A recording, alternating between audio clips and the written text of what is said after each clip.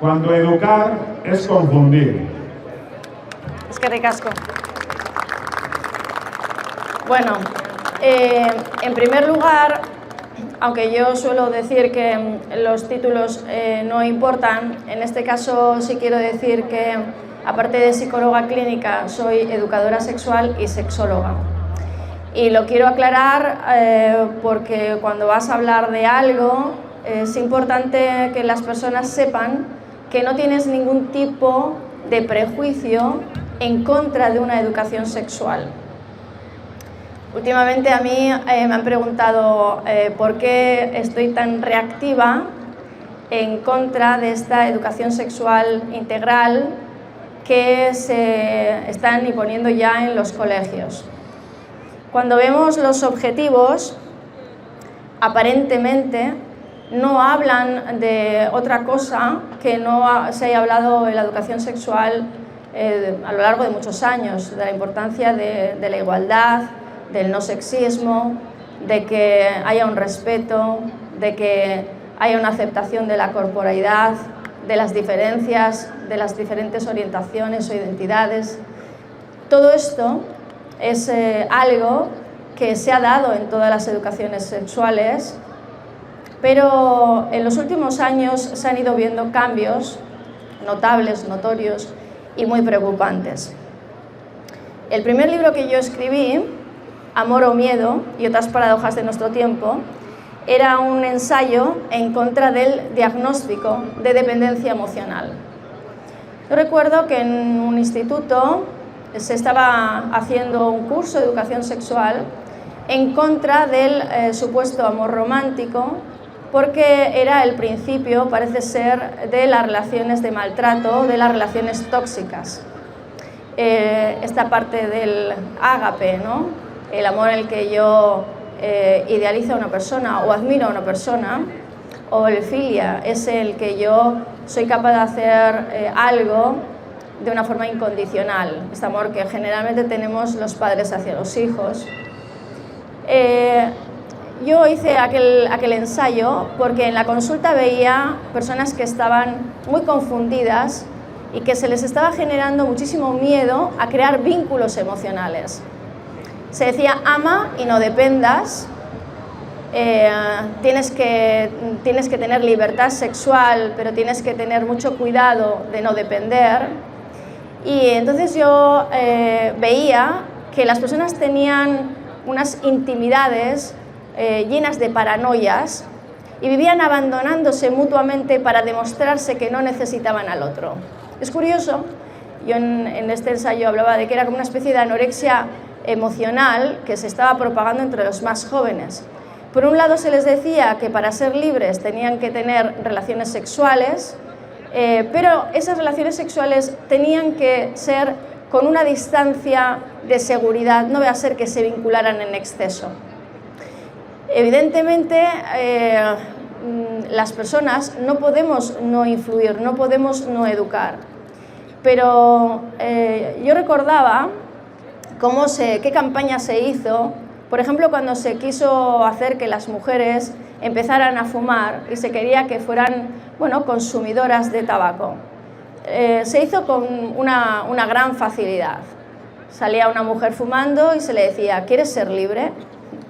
Y evidentemente, ¿quién no quiere ser libre? Cuando yo creo que fumar me hace libre, ¿no? Si yo tengo 12 años, 13 años, 14, y me dicen que hay algo que me hace libre, me están empujando a hacer ese algo.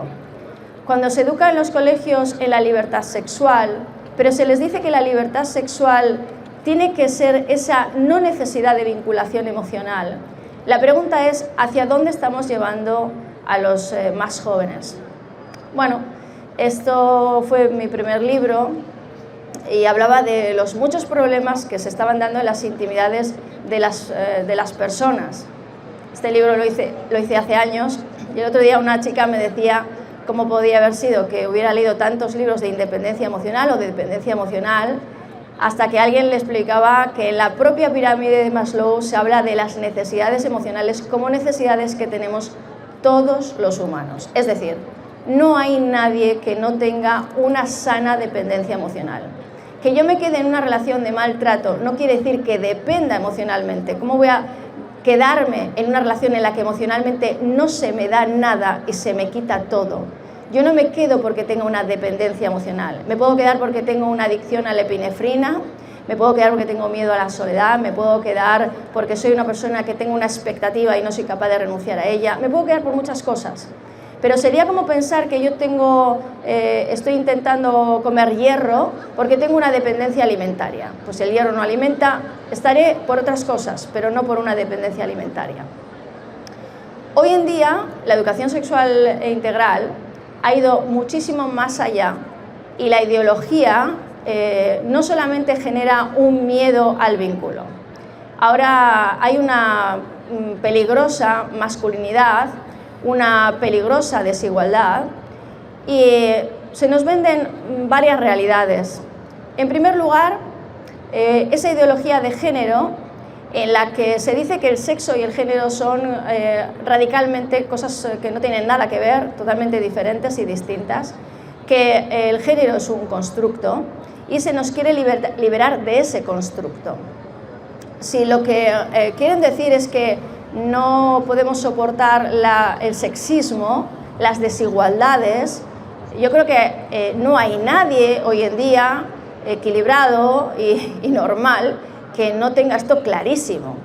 Yo creo que esto lo hemos superado todos. Tenemos que ser iguales en derechos, aunque seamos evidentemente distintos o diferentes en aspectos físicos, emocionales o mentales. Cada persona puede ser de una determinada manera.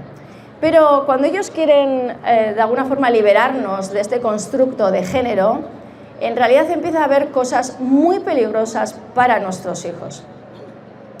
Yo siempre pongo un ejemplo.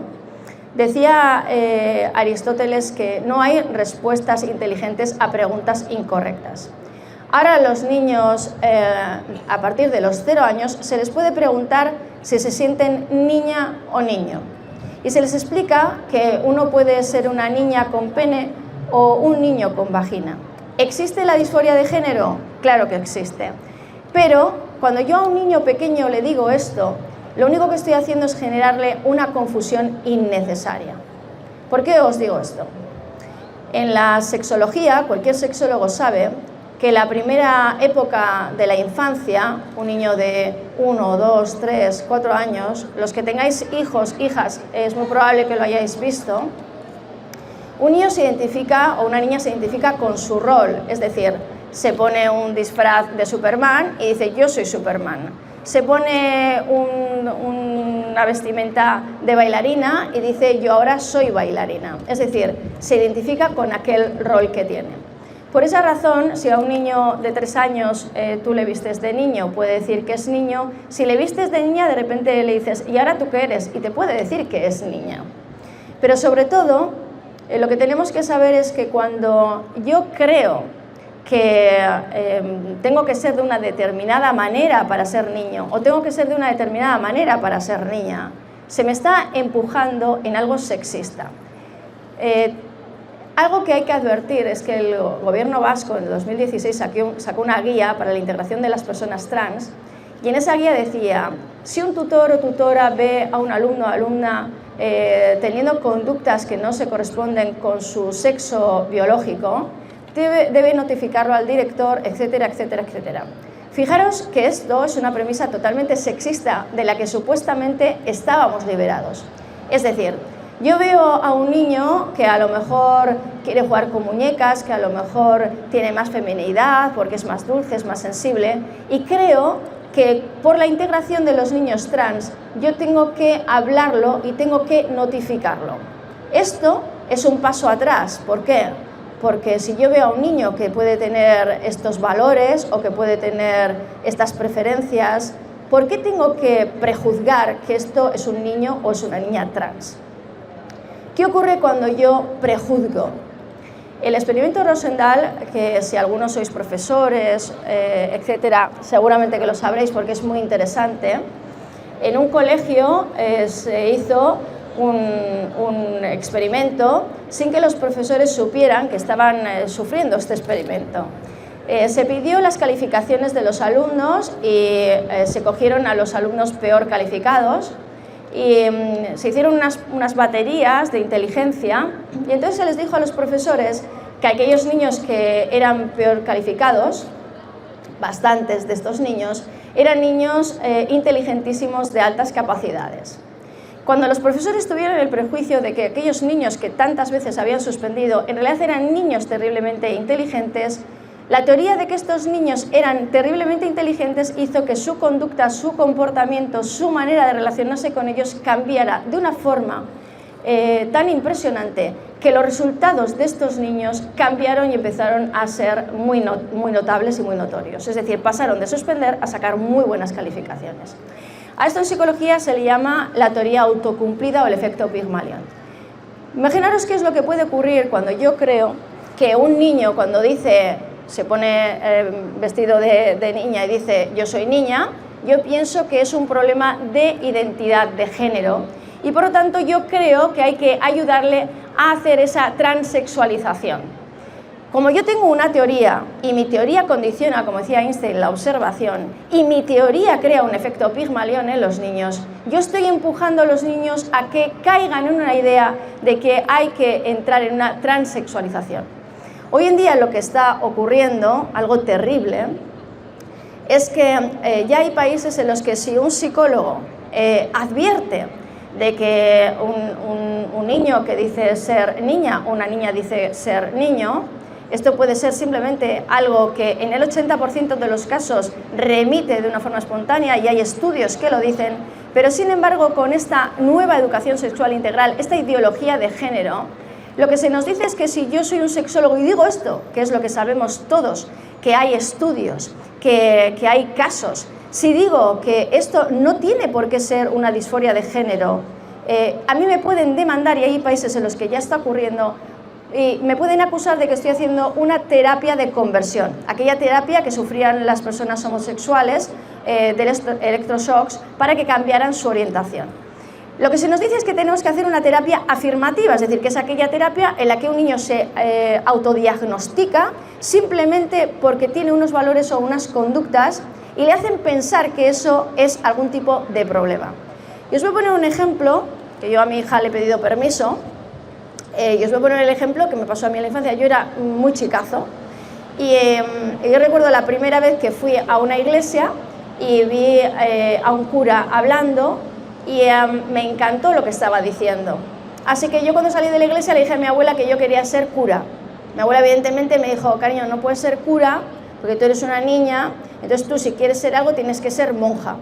Yo le dije a mi abuela, ¿y las monjas también pueden decir esto en la iglesia? Pues no, cariño, las monjas tienen que rezar, no, pero esto del púlpito es para los curas, que tienen que ser niños. Bueno, pues yo renuncié. Y entonces, una vez viendo una película, vi como un indio saltaba un caballo, iba a galope, y entonces yo dije, ya sé lo que quiero ser, yo quiero ser indio. Cuando había aquellos vaqueros e indios de plastiquito, y yo estaba jugando con mi hermano, y entonces yo le dije, yo de mayor voy a ser indio y voy a montar a caballo, y mi hermano me dijo, no, los indios montan a caballo, pero las indias no. Tú fíjate en todas las películas y las indias ya verás que no montan a caballo.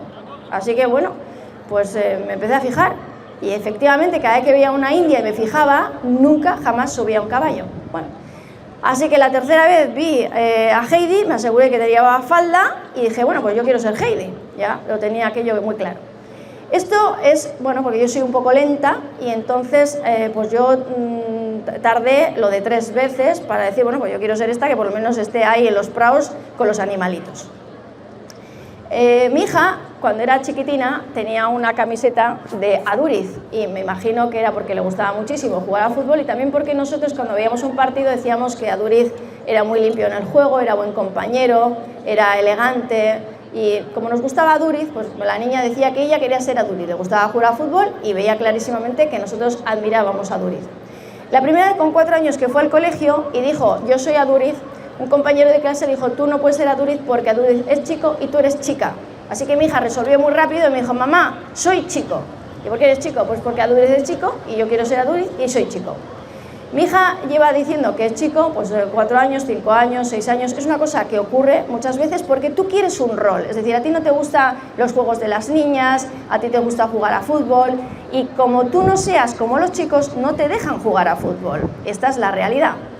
Así que cuando un niño dice que es niña porque le gustan los juegos de niña y creemos que es un problema de disforia de género, y entonces el tutor habla con el director con los padres con estos psicólogos de terapia afirmativa que probablemente quizás no tengan, no sepan que puede haber muchísimas casuísticas que no tengan nada que ver con disforias de género, es probable que se le facilite al niño esa transición hacia el cambio de orientación de sexo, de identidad de género.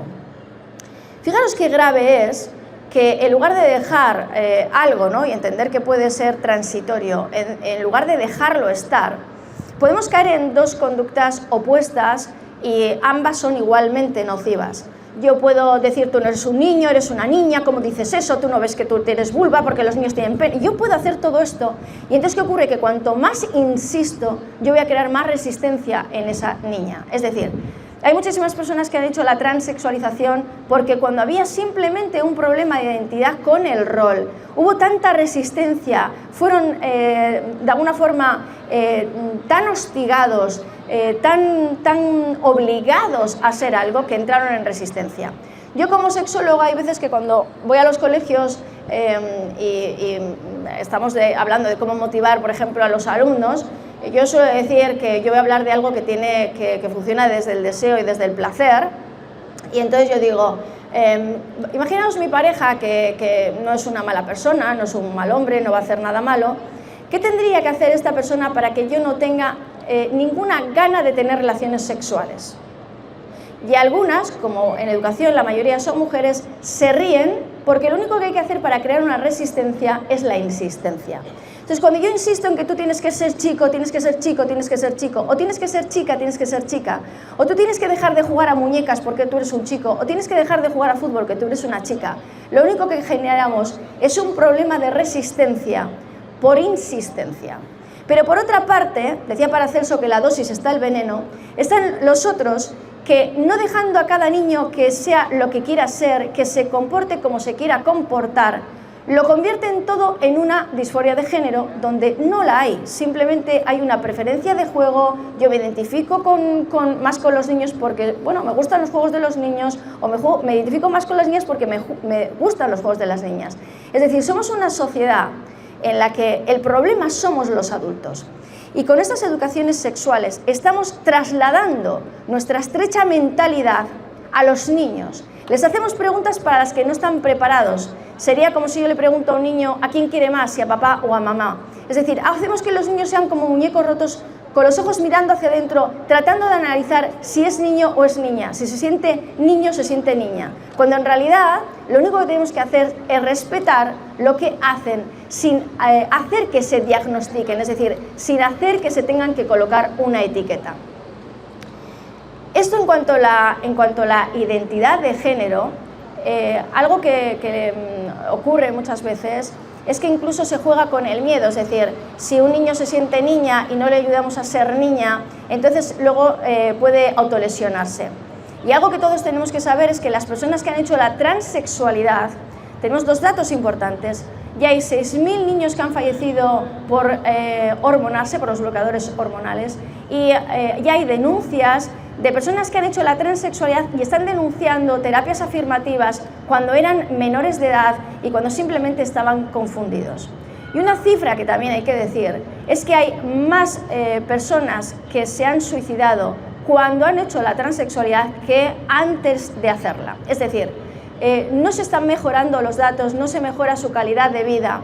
Evidentemente hay disforia de género, claro que hay disforia de género, siempre ha habido disforia de género y los terapeutas hemos tratado las disforias de género, pero nos hemos asegurado que realmente aquello era una disforia de género, que no era un problema de rol, que no era una dismorfofobia, que es cuando yo no me identifico con mi cuerpo, pero ahora me opero los pechos, luego ahora ya tengo los pechos, pero creo que el problema es mi nariz, me opero la nariz, pero creo que mi problema son los pómulos, me opero los pómulos. Es decir, yo puedo tener un problema con mi cuerpo y estar permanentemente operándome, y solamente cuando yo termino me doy cuenta de que mi problema no era mi género, no era si yo era hombre o mujer, mi problema era algo muchísimo más interno que yo cargaba conmigo. Y esto es lo que en la educación sexual integral en la actualidad no se está valorando. Algo que yo he traído aquí apuntado porque yo creo que a veces hay que hablar de datos concretos. Hay unos programas que ya se están, se están llevando a cabo en Navarra con ejercicios concretos y yo recuerdo, por si acaso cortan el vídeo, que he estado haciendo cursos de educación sexual y he dirigido un instituto donde se ha hecho sexología y psicología. Y mira, por ejemplo, hay una ficha en niños de 0 a 6 años, donde se dice que se va a cultivar la autoerótica. Fijaros que cultivar, ¿no? Cultivar es cuando yo quiero que algo surja, que algo fluya. Y la autoerótica es algo espontáneo. Sería como si las personas pensáramos que yo tengo que hacer que un niño se ponga de pie, en lugar de entender que para que un niño se ponga de pie, su estructura ósea tiene que estar formada y madura. No todos los niños maduran al mismo tiempo. Luego, pensar que yo me puedo poner delante de los niños y cultivar su autoerótica, de entrada es bastante peligroso porque estamos empujando en algo que debería ser espontáneo y natural. En el ejercicio lo que se dice es: ponte la mano donde te gusta y tócate donde te gusta, y después dile a tu compañero que te toque donde te gusta. Es curioso porque cuando se hace educación sexual, algo que hemos intentado siempre los educadores sexuales, es decirle a los niños que nadie les tiene que decir lo que se tienen que tocar, ni cómo se tienen que tocar, ni nadie les tiene que decir que les toquen, ¿no? Es decir, mi cuerpo de alguna forma es mi fortaleza, y lo que yo hago con mi cuerpo lo hago en mi intimidad. De entrada, hay algo que todo el mundo deberíamos de saber, quizá alguno lo hayáis conocido algún dato. Hay niños que espontáneamente o niñas que espontáneamente encuentran sus zonas erógenas y desde muy pequeños pueden tener masturbaciones compulsivas. ¿Por qué compulsivas? Bueno, porque la excitación es algo que puede llegar a ser muy adictivo, y entonces cuando lo descubren, pues pueden empezar con esa conducta de una forma irrefrenable. Imaginaos en una clase en la que yo tengo un niño de 3 años, 4 años que ha encontrado su autoerótica y le decimos tócate donde te gusta, y el niño pues toca donde le gusta. Y entonces se toca. Y luego le dice a otro, tócame ahí donde a mí me gusta. ¿Os imagináis qué despropósito? Bueno, pues esta actividad de entrada puede ser algo que parezca muy inocente, pero quita esas barreras que siempre hemos intentado que los niños tengan, de nadie te tiene que decir lo que tú tienes que hacer con tu cuerpo. Tu cuerpo es tuyo y tú decides. Y lo que sea que tú hagas, lo haces en tu intimidad. Esto, por poneros un ejemplo de una situación que se puede dar. Pero os voy a poner otro que a mí me ha escandalizado. No sé si sabréis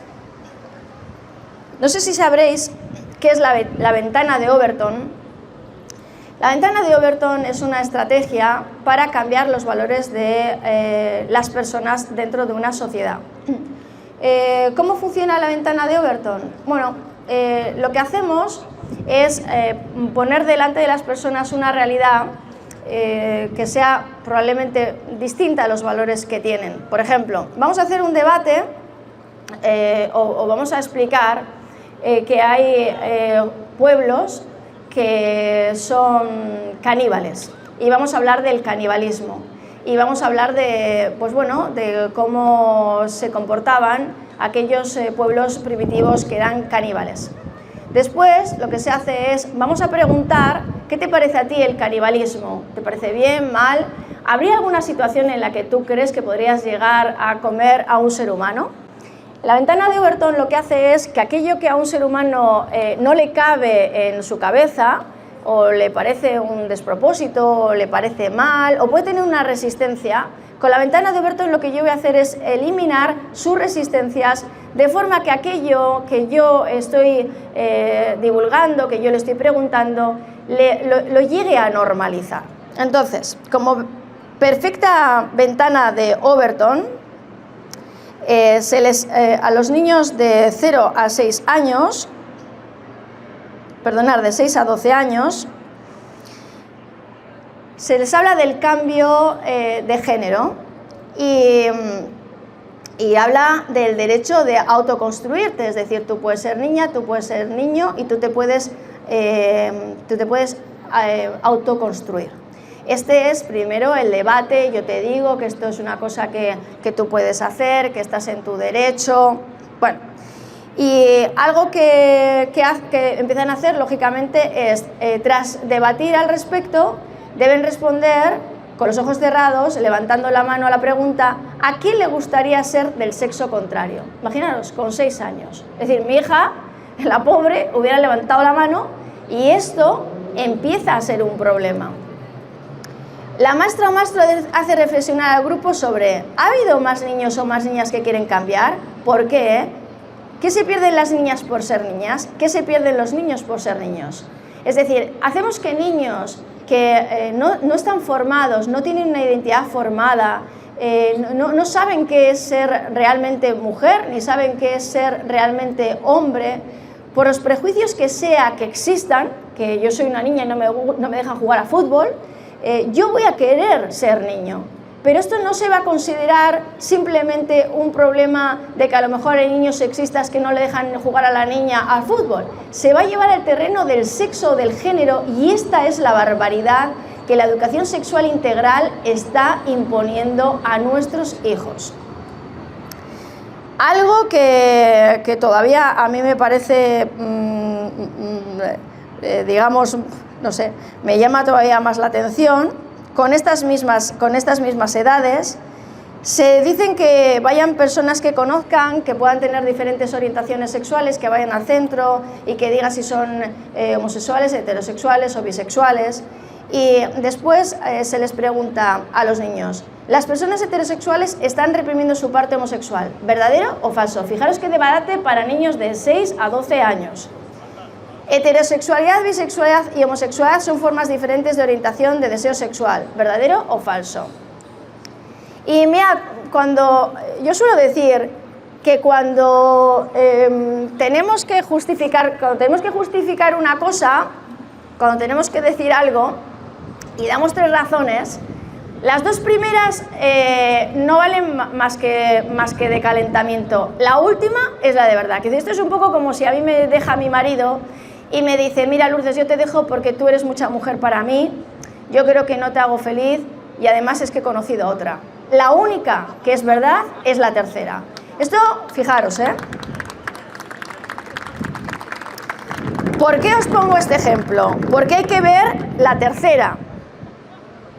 La tercera, de estas 3 que os he dicho, verdadero o falso, la primera es si las personas heterosexuales están reprimiendo su homosexualidad, después la heterosexualidad, bisexualidad y homosexualidad son formas diferentes de orientación de deseo sexual, y mirad la tercera. El coito anal es la práctica sexual preferida por los homosexuales. Fijaros que hacer esta pregunta a niños de 6 a 12 años, delante de toda una clase, en una situación que no es íntima, que no es agradable, ¿a vosotros no os parecería violento? Y yo cada vez que hablo de esto os pongo en escena. Imaginaos que a vosotros mañana en vuestro trabajo van a dar un curso de educación sexual y estáis allí con vuestros compañeros de trabajo, que no son vuestros amigos, y vuestro jefe, que tampoco es vuestro amigo, os pregunta si el sexo oral es algo que puede crear más excitación o no que el coito. Y tenéis que hablar de este tema delante de vuestros compañeros de trabajo. ¿Esto os parece que es normal o es violento? ¿Por qué os digo si esto es normal o es violento? Porque luego se habla de que tenemos que eliminar el maltrato. Y cuando a mí me hacen, sin que yo pueda decidir si quiero hablar de algo o no, cuando a mí me hacen hablar de algo que me violenta, cuando me están violentando, eso es una agresión hacia los niños. Porque el niño no puede decidir si quiere hablar de esto o no, porque le están imponiendo este tipo de educación sexual. Entonces yo necesito, y por eso digo, soy educadora sexual. Es decir, mi hija tiene un libro, mi primer libro de educación sexual desde que era bebé. No puede ser que un niño no sepa, no pueda decir sus partes erógenas o que tenga pudor o timidez y que no entienda que es tan normal como una oreja, su pene, o que la vulva de su ama no es como la nariz de su ama. Pero de aquí a esta hipersexualización que están haciendo los niños, es como que estamos pasando de punta a punta. Y la punta de la hipersexualización es algo muy peligroso. ¿Por qué? Y aquí me voy a meter yo con la hipersexualización de los niños.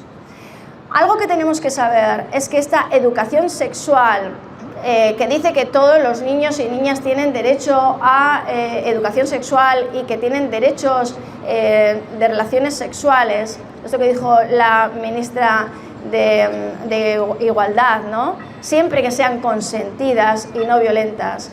Esta frase es algo que no es inocente. ¿Por qué digo que esta frase no es inocente?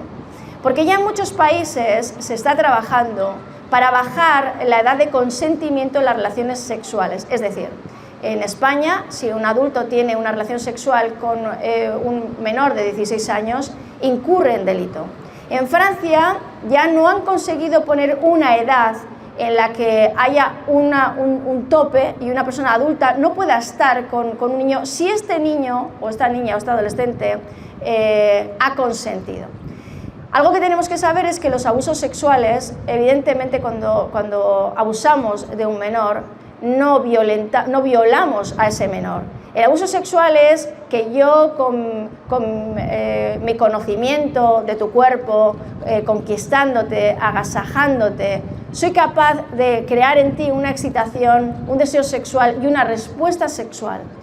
Por lo tanto, cuando yo genero contigo, ¿no?, este comportamiento, estas relaciones, voy a hacer que tú puedas tener un problema de adicción sexual. Sería como si un adulto le diera a un niño cocaína y como no le he obligado, bueno, pues entonces yo no soy culpable de nada y eso está ocurriendo ya, se está deseando, en muchos países bajar la edad de consentimiento sexual.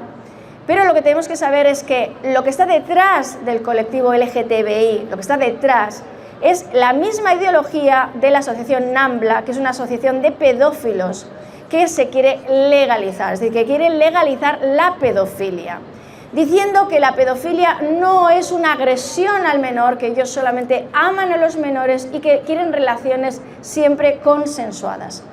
¿Cómo vas a consensuar con un menor cualquier tipo de relación? ¿No? Es como yo voy a consensuar con este niño sus condiciones laborales. Todos sabemos que esto es un disparate, sin embargo, toda la Agenda 2030 va en esa dirección. Algo que tenemos que saber es que en la Agenda 2030, algo que ha habido detrás, ¿no?, de las compañías farmacéuticas, de alguna forma es la asociación Rockefeller, y algo que tenemos que entender es que cuando yo estoy intentando que haya tantos niños o niñas trans, hay varias cosas que yo voy a conseguir. De entrada, voy a conseguir que haya niños y niñas hormonados de por vida. Esto de entrada. ¿Por qué? Porque si yo después me arrepiento, yo no puedo dejar de hormonarme. porque no es tan fácil como paro de hormonarme, llevo toda la vida, he hecho la transexualidad y ahora paro y ya está. No, ¿por qué? Porque yo voy a necesitar seguir en la hormonación, porque hay una especie de esterilización química. Es decir, fijaros que esto ya de entrada es dar de comer a la farmacéutica. En segundo lugar, de entrada, yo voy a crear personas estériles, es decir, no va a haber nacimientos. En tercer lugar, si estas personas quisieran ser padres o madres, van a tener que recurrir nuevamente a las farmacéuticas. Entonces, fijaros que esto es todo como si todo estuviera, no matan 3 pájaros de un tiro. Esto en cuanto a las farmacéuticas. Pero se hablaba de Rockefeller porque cuando se habla de la hipersexualidad, de que todos los niños y niñas nacen sexuados, lo que tenemos que saber es que esto viene de unas bases teóricas de un biólogo, Kinsey. Kinsey de alguna forma rompió los tabús de que de las personas no teníamos por qué tener relaciones sexuales. Venimos de tiempos de castración, el que no te podías acercar, no te podías tocar. Y ahora parece como que nos hemos ido a la otra punta, pero ¿cómo hemos llegado a la otra punta en la que parece que ahora somos cuerpo, nada más que cuerpo, genitales y nada más que genitales? Esto fue algo que consiguió este biólogo Kinsey, que estudió la sexualidad como un puro biólogo. Entonces él hizo 2 libros que fueron revolucionarios, respuesta sexual masculina y respuesta sexual femenina. Y algo que tenemos que saber es que Kinsey, en este libro de respuesta sexual masculina que revolucionó todo, se convirtió en un líder total de la nueva sexología, fue un poco como hacernos entender que los niños y niñas nacen sexuados, que tenían derechos, etc. Algo que hasta ahora no se ha dicho, es que él recurrió a informes de pederastas exconvictos e incluso llegó a contratar a pedófilos y hay denuncias que se hicieron, pero esto nunca salió a la luz. Es decir, ahí en el libro de respuesta sexual masculina en concreto hay una tabla donde en un bebé de 5 meses se abusa sexualmente de este niño durante 24 horas y se computan los orgasmos de esta criatura. Lo más terrible de todo es que ellos describen el orgasmo de los niños que han sufrido estos abusos y lo describen diciendo que grita, chilla, patalea, llora y así describen supuestamente el orgasmo. O sea, fijaros qué deleznable, repugnante, pero lo terrible no es que esto esté en un libro. Lo terrible es que los sexólogos, cuando en la universidad estudiamos a Kinsey, no estudiamos que ahí hubo pedófilos. Lo que estudiamos es que los niños y las niñas nacen sexuados y tienen capacidad y cualidad de respuesta sexual. Fijaros qué cosa más repugnante. Es decir, ¿qué se nos enseña en las universidades? Pues de alguna manera lo que los de arriba quieren que sepamos. Y si no tenemos una capacidad crítica, ¿qué enseñarán a nuestros hijos? Lo que los de arriba quieren que se les enseñe. Es decir, hipersexualizarles, adoctrinarles. ¿Por qué? En el Instituto Tavistock, que son unos expertos en la manipulación de masa, en la guerra del Vietnam hablaron de que para que de alguna forma la juventud estuviera sedada y no se rebelara, hubo un lema que todos recordaréis, que era sexo, drogas y rock and roll. Si yo lo que quiero es adoctrinar a las personas, si yo quiero una masa que no sea crítica, si yo quiero llevar a una población donde yo quiera y como yo quiera, yo tengo que incidir especialmente en los niños. Tengo que hacer que esos niños que son el futuro, la capacidad crítica de mañana, los que pueden discrepar, pueden discernir y pueden actuar, tengo que hacer que esos niños estén totalmente controlados. Sexo, drogas y en este caso reggaetón, ¿no? Y aquí estamos.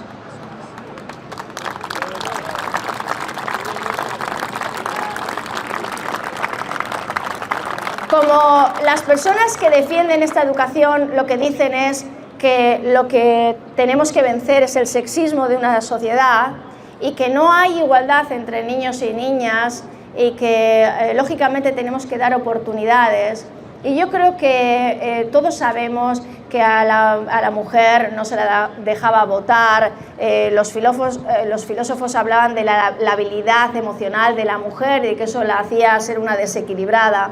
Todos sabemos cómo cuando una mujer no llegaba al orgasmo, entonces era una histérica y tenía un problema, no podía ser que el hombre no supiera atinar y estas cosas. Entonces todos sabemos que es verdad que hemos vivido en un patriarcado, es verdad que una mujer si quería ir a la universidad no podía, todo eso es verdad.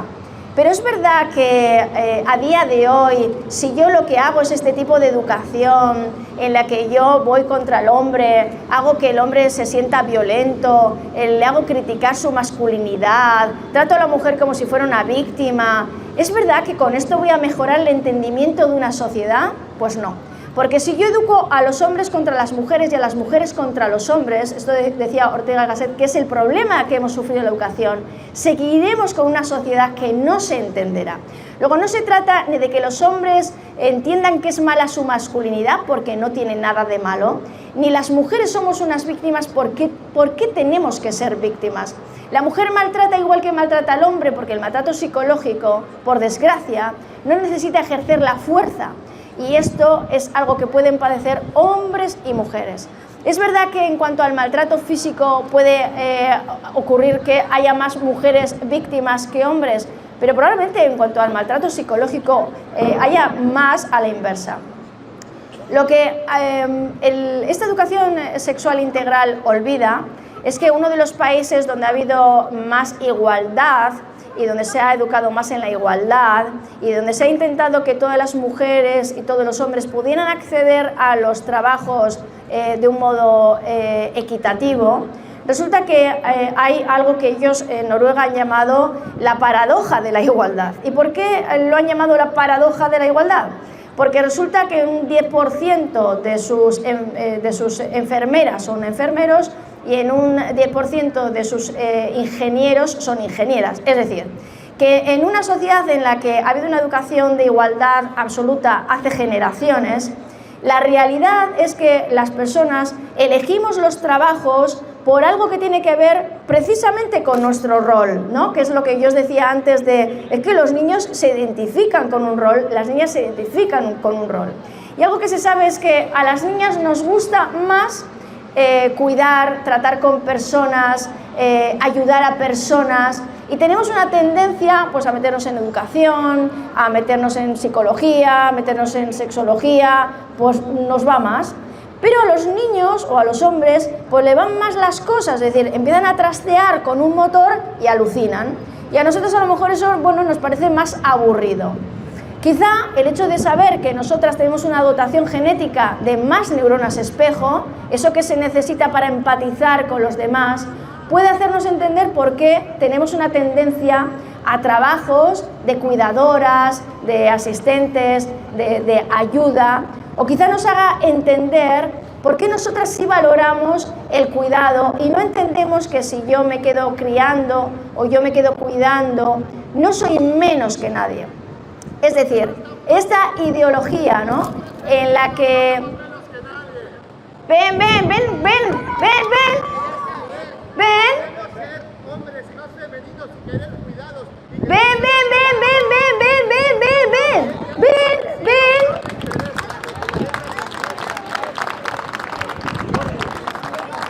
Justamente está diciendo lo que estoy diciendo yo y él no lo sabe. Es increíble, fijaros, esto es hombres contra mujeres y mujeres contra hombres, ¿no? Porque hay como un prejuicio de que evidentemente hay una comunicación, ¿no?, en contra precisamente de eso, ¿no?, de que los hombres pueden tener ese rol femenino y las mujeres pueden tener ese rol masculino. De hecho, cuando se habla de la intersexualidad, lo que se dice es que los hombres y las mujeres somos una pared y esa pared puede tener diferentes tonalidades lilas. Somos ladrillos azules, ladrillos rosas. Si los pusiéramos en una pared, a lo lejos se vería un lila más claro, un lila más oscuro. El hecho de presuponer que una mujer tiene que tener solo ladrillos rosas o un hombre tiene que tener solo ladrillos azules vuelve a ser una limitación. Luego, por tanto, ¿de quién es el problema? El problema es de una educación sexista que nos educa a los unos contra los otros, que nos dice cómo tenemos que ser, cómo tiene que ser el hombre, cómo tiene que ser la mujer. Que se nos dice que un hombre, si es este hombre que es muy masculino, entonces es un hombre violento. Algo que es importante es entender que lo violento es creer que todo es violento. Lo violento es victimizarnos y poner al otro siempre como un peligro para nosotros. Lo violento es decir cómo tiene que ser cada cual. Lo violento es confundir una identidad de rol con una identidad de género. Lo violento es hipersexualizar a los niños cuando ellos no eligen el tema del que se quieren hablar, ni del que quieren hablar, ni dónde lo quieren hablar, ni con quién lo quieren hablar. Todo esto es violento. La responsabilidad que tenemos como sociedad es que nos dejen la educación de nuestros hijos, y si alguien va a educar a nuestros hijos, que no lo hagan desde los prejuicios de personas que solamente tienen ideologías políticas, ideologías forjadas para destrozar la unidad familiar.